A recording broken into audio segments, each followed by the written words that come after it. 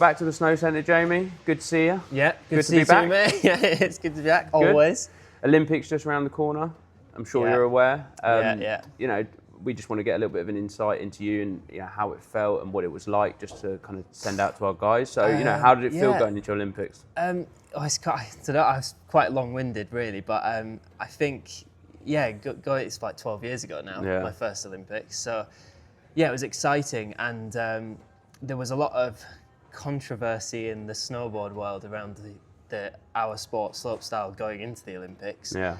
So it was always like a bit hit or miss whether, do I go, do I not go? And I left it super late. I remember leaving it down to the last 3 contests, World Cups right before the 2014 games.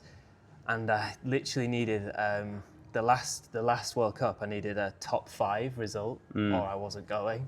So it was really quite scary because it was in Quebec. And there was so much pressure because I was like, oh gosh, I've left this so late and I don't even know if I'm going to qualify.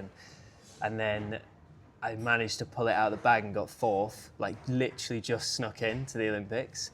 And I'm so glad it happened because it was such a surreal experience.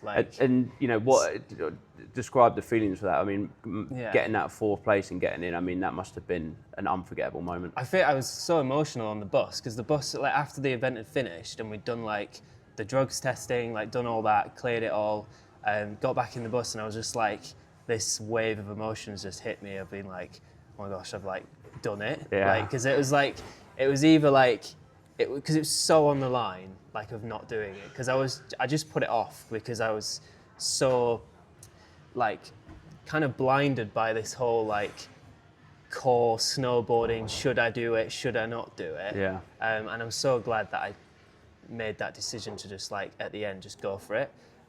So yeah, it was really such an amazing feeling getting there. So and then fast forwarding from that moment, kind of getting to the top of the slope, you've got your run in hand, the Olympics on the line. I mean, what kind of feeling was that? I mean, that must have been scary. Yeah, no, it was really, because the preparation for it was I wouldn't say I was really well prepared for the 2014 games, but then it ended up being my best Olympic games, and I think just not having, because I was kind of going in there the underdog, and it was quite nice because the pressure really wasn't on me. Yeah. So it was I felt like I could relax a little bit more, and it was quite nice in that sense.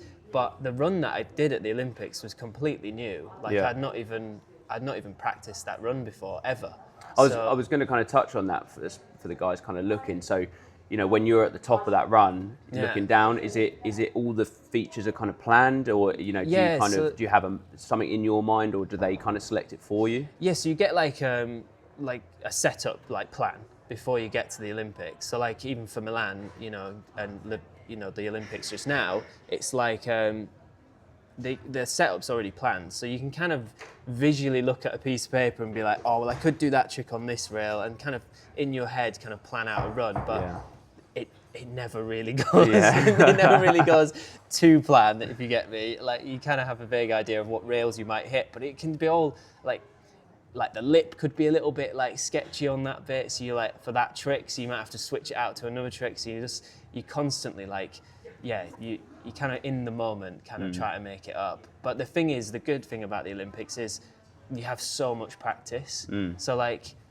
pre-competition, you've probably got 3 big practice sessions. I'm talking 3 4-hour sessions or something to kind of work out your run, which is amazing because it's needed for such a big course. I mean, I remember the one in Sochi was so big as well. The features were massive, the biggest I've ever hit, and the jumps were ginormous. And it was actually quite scary just getting up. It was the feeling of just getting over being scared. Yeah, I was going to say the nerves must take over. Yeah. So yeah, planning the run out and stuff was good, and then it got down to the first run, and I'd done my planned run, and I was this is not even gonna qualify me because everybody's stepped it up, and I was I said to Hamish McKnight, my coach at the time, and I was just I'm gonna have to do something I've never even tried before. It was literally never tried it, and that was when I dropped here, I was like, right, I'm going to do a cab 14. I'm like, it's basically a cab 10, but just an extra 360. Same takeoff, same landing. Like, surely, like, it could work. And he was like, okay, well, yeah, got nothing to lose. Like, you've landed your first run, you can't really step it up anymore. So that's the only option. So that was, so went and did that, landed it, and then qualified straight through to finals. And yeah, it was just, again, that like, just. What a moment. Just that moment.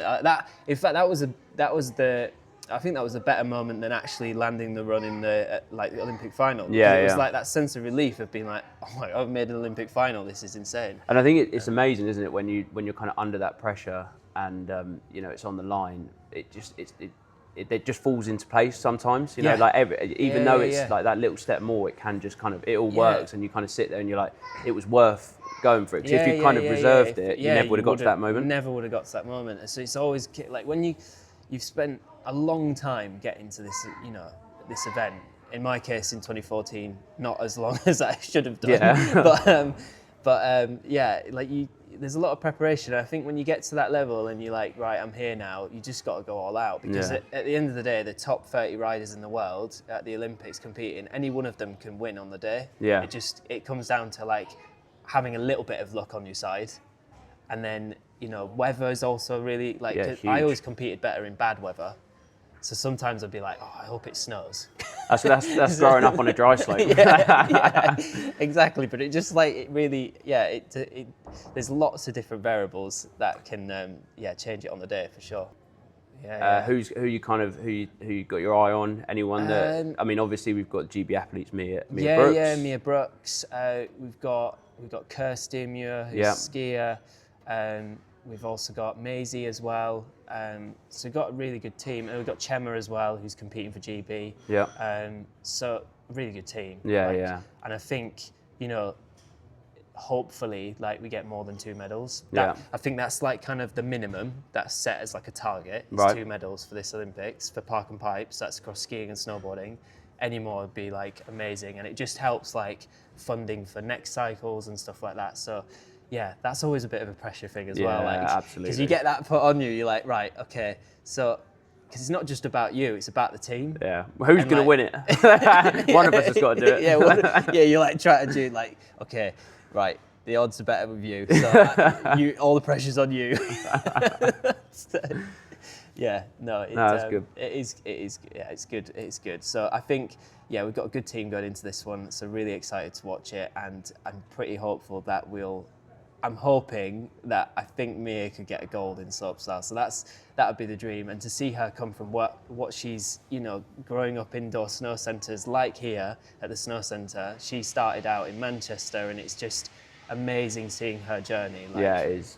Because I remember her still as like this, little grom, just ripping around on the rails and stuff indoors in the indoor snow centres. And it's just like now, just doing what she's doing, winning world championships, X Games gold medals, like, just to get that Olympic gold on top would be. And I think it goes a long way, as in, a lot of these guys, they live in resorts all year round. They have access to bigger features. So when GB athletes come through from dry slope, dome riding, it really does kind of go the extra mile. Yeah, and there's a team of people, it's not like, yes, obviously Mia is like amazingly good at snowboarding, but it's also down to a lot of the people that have helped her along the way, her parents that have sacrificed their lives to have a caravan out in Lax for the whole winter, and like just being there with her to support that journey is amazing. And you've got